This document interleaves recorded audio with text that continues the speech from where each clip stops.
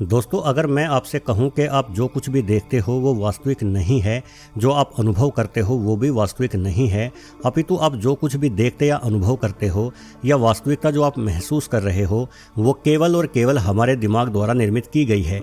हमारा दिमाग जैसे चाहे वैसे चीज़ों को पेश कर सकता है और अधिकतर मौक़ों पर हमारे दिमाग की प्रस्तुति बेहतरीन होती है। हालांकि इस प्रस्तुति में कभी कभार गड़बड़ी भी हो जाती है, इतनी भयंकर गड़बड़ी कि हमें भूत प्रेत तक दिखाई देने लगते हैं जबकि वो वहाँ होते ही नहीं। क्या आपने कभी भूत प्रेतों को देखा है? नहीं देखा तो अच्छी बात है, लेकिन सपने तो आपने जरूर देखे होंगे।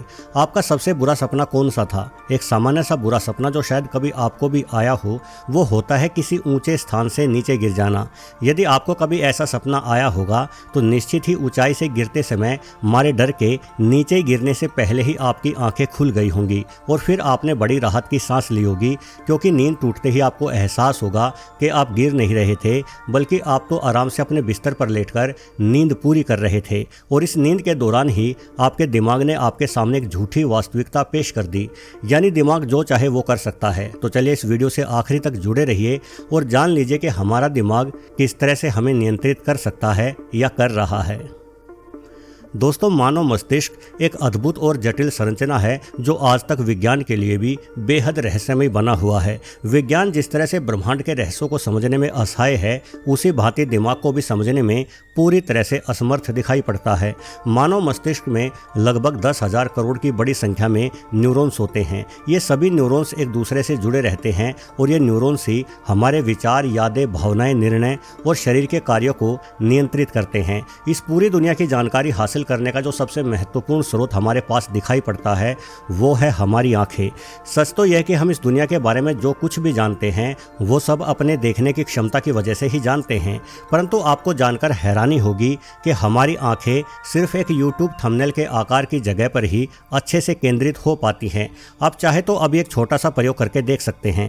इस वीडियो को पॉज कर दीजिए, फोन में नीचे की ओर स्क्रॉल कीजिए और नीचे मौजूद किसी भी वीडियो के थंबनेल को गौर से देखिए। आप महसूस करेंगे कि उस थंबनेल के अतिरिक्त आपको अपने फ़ोन में बाकी की चीज़ें या अन्य वीडियो के थंबनेल दिखाई अवश्य दे रहे हैं, पर वो सब बेहद धुंधले हैं। आप जानते हैं ऐसा क्यों है? दरअसल हमारी आंखों की पुतलियां हर 1 सेकंड में 3 से 4 बार अपने स्थान से हिलती ही हैं। फिर भले ही आप अपनी आंखों को कितना ही केंद्रित करने की कोशिश क्यों ना कर लें, लगभग हर 25 मिलीसेकंड के एक छोटे से हिस्से के दौरान हमारी आंखों की पुतलियों का फोकस केंद्रित किए गए स्थान से दूसरे स्थान पर जाता है और फिर से वापस पहले वाले स्थान पर आकर केंद्रित हो जाता है। ऐसा इसलिए होता है ताकि हम अपने आसपास के उन स्थानों के बारे में भी जानकार रह सकें जिन स्थानों पर हमारा ध्यान केंद्रित नहीं है।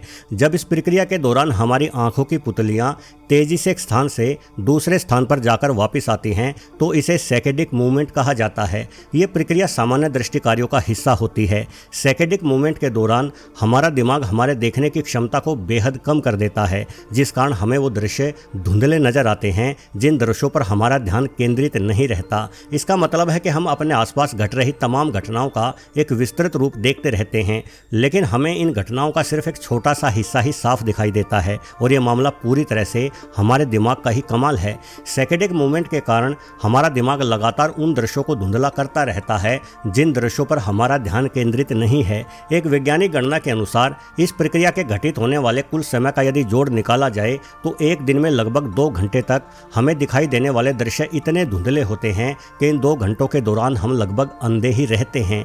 यदि दिमाग इस प्रक्रिया को बंद कर दे तो हमें कुछ ऐसा दिखाई देगा। हमारी नज़रें हमेशा कांपती रहेगी और हम किसी भी घटना को ठीक से समझ ही नहीं पाएंगे। वाकई में हमारा दिमाग इन कांपती तस्वीरों को बिल्कुल सही ढंग से हमारे सामने पेश करके हमें देख सकने की काबिलियत देता है, अन्यथा हमारी आंखें हमारे किसी काम की नहीं थी। अब एक और उदाहरण से अपने दिमाग के कमाल को समझो। यदि आपके सामने एक चाय का प्याला रखा है और उसमें आप एक चम्मच घुमा रहे हैं जो प्याले से टकराकर टन टन की आवाज़ कर रही है एवं इस दौरान आपकी उंगलियां चाय की गर्म भाप को भी महसूस कर रही हैं, तो आपको लगता होगा कि यह पूरा घटनाक्रम एक साथ ही घट रहा है, परंतु ऐसा नहीं है। हम प्रकाश की गति से देखते हैं जो कि बेहद तेज गति होती है। प्रकाश प्याले और चम्मच से टकराकर करीब 1.3 नैनोसेकंड में ही आपकी आंखों तक पहुंच जाता है और हमें प्याला दिखाई देता है। वही जब चम्मच प्याले से टकराती है तो उसकी आवाज़ हमारे कानों तक पहुंचने के लिए नैनो सेकेंड्स की जगह 1.2 मिली सेकेंड्स का समय लेती है, जबकि चाय की गर्म भाप आपकी उंगलियों की मांसपेशियों तक पहुंचने एवं उस गर्मी की जानकारी दिमाग तक पहुंचने में करीब 50 मिली सेकेंड का लंबा समय लग जाता है। यानी ये तीनों ही जानकारी अलग अलग समय में आपके दिमाग पर पहुंचती है, लेकिन आपका गजब का दिमाग इन तीनों ही जानकारियों को एडिट करके समकालीन बना देता है ताकि आप घटनाओं को ज़्यादा बेहतर तरीके से समझ सके और सही समय पर सही निर्णय ले सके। अब इसका मतलब ये हुआ कि आपको घटनाओं की जानकारी मिलने में थोड़ा समय लगता है, यानी आप हर घटना का अतीत देख रहे होते हैं। लेकिन यदि मैं आपसे कहूं कि आप हर घटना का भविष्य भी देख रहे होते हैं तो आप कहेंगे कि ये क्या बकवास है, हम भला भविष्य कैसे देख सकते हैं।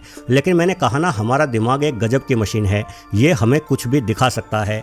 एक नया उदाहरण पेश करता हूँ। मान लो आप एक क्रिकेट खिलाड़ी हो, आप कोई शौकिया नहीं बल्कि मंजे हुए अंतर्राष्ट्रीय स्तर के क्रिकेटर हो और कई बड़े स्कोर बना चुके हो। आपके सामने एक फास्ट बॉलर है जो आपकी ओर बढ़ा चला आ रहा है। आप जानते हैं कि फास्ट बॉलर 150 से 160 किलोमीटर प्रति घंटे से भी अधिक तेज गति से गेंद फेंक सकते हैं। जैसे ही उस बॉलर के हाथ से गेंद छूटेगी, गेंद पर पड़ता प्रकाश कुछ ही नैनो सेकंड्स में आपकी आंखों से होता हुआ आपके दिमाग में प्रवेश करेगा। आपका दिमाग जल्द से जल्द ये समझना शुरू कर देगा कि ये गेंद कहाँ गिरने वाली है। उसके तुरंत बाद दिमाग से कई सारे इलेक्ट्रिक सिग्नल आपकी मांसपेशियों की ओर दौड़ेंगे। आपका शरीर गति करने लगेगा, फुटवर्क शुरू होगा, आपका बल्ला उस ओर पहले ही पहुंच जाएगा जिस ओर गेंद गिरने वाली है। आप तेजी से बल्ले और गेंद का संपर्क करोगे और ये मारा आपने एक शानदार छक्का।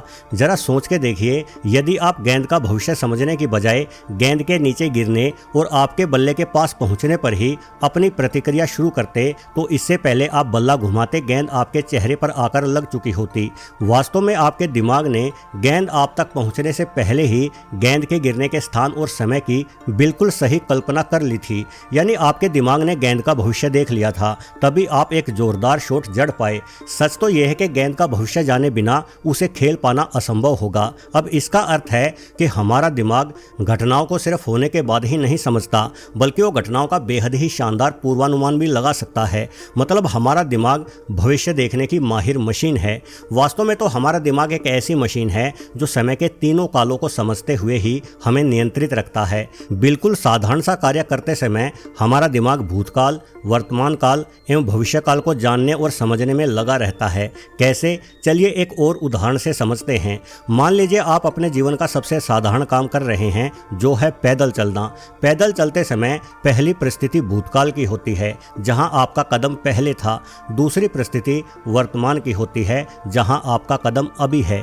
तीसरी परिस्थिति भविष्य की होती है, जहां आपका अगला कदम रखा जाएगा।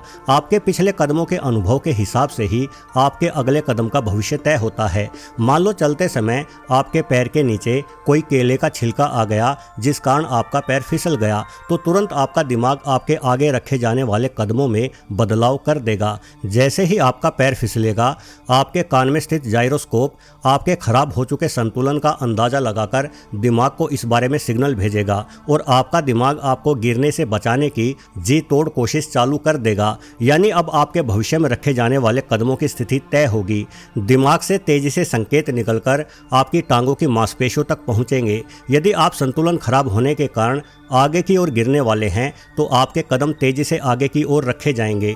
यदि आप पीछे की ओर गिरने वाले हैं तो आपके कदम आपसे पहले ही पीछे की ओर भागेंगे। सिर्फ कदम ही नहीं, बल्कि आपका दिमाग आपके पूरे शरीर में खलबली मचा देगा। आपके हाथ फैल जाएंगे ताकि बिगड़ा हुआ संतुलन संभाला जा सके। आपके शरीर की मांसपेशियां कठोर हो जाएंगी, जिससे गिरने की स्थिति में चोट कम से कम आए। यदि गिरने से बचने के सारे प्रयास विफल हो गए तो आपके हाथ भूमि की ओर जाएंगे, ताकि आपके हाथ खुद चोटिल होकर सर एवं चेहरे जैसे नाजुक अंगों को चोट खाने से बचा सके। यानी हमारा दिमाग ये जानता है कि किस अंग का चोटिल होना अधिक नुकसानदायक है, वो उस अंग को बचाने की कोशिश करता है। वास्तव में हमारा दिमाग हमारे पूरे शरीर को नियंत्रित रखता है और ये सिर्फ बाहरी घटनाओं का ही अंदाज़ा नहीं लगाता, बल्कि ये दिमाग तो और भी अधिक जटिल कार्य करता है। हमें भूख लगाना, हमारे शरीर में एक ऊर्जा या उत्साह को भरना, या हमारे शरीर में पैदा होने वाली भावनाएं भी दिमाग की ही उपज है।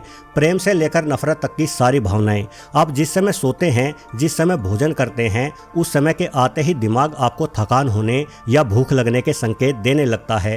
कहना तो ये चाहिए कि हमारा दिमाग हमारे पूरे शरीर का बड़ा ही ख्याल रखता है और वास्तव में दिमाग हमसे अलग नहीं है, बल्कि ये दिमाग ही तो हम हैं। हाँ, हमारा शरीर ज़रूर हमसे अलग हो सकता है। सही मायने में तो ये कहना चाहिए कि हमारा शरीर हमारे दिमाग का एक विशाल सहायक अंग है। जिसे हम आत्मा कहते हैं वो हमारा दिमाग ही है। अब ये आत्मा अमर अजर है या नहीं, इस बारे में तो शायद हम कभी नहीं जान पाएंगे, क्योंकि दिमाग को पूरी तरह से ना अध्यात्म द्वारा समझा गया है और ना ही विज्ञान द्वारा। वीडियो देखने के लिए आपका बहुत बहुत धन्यवाद।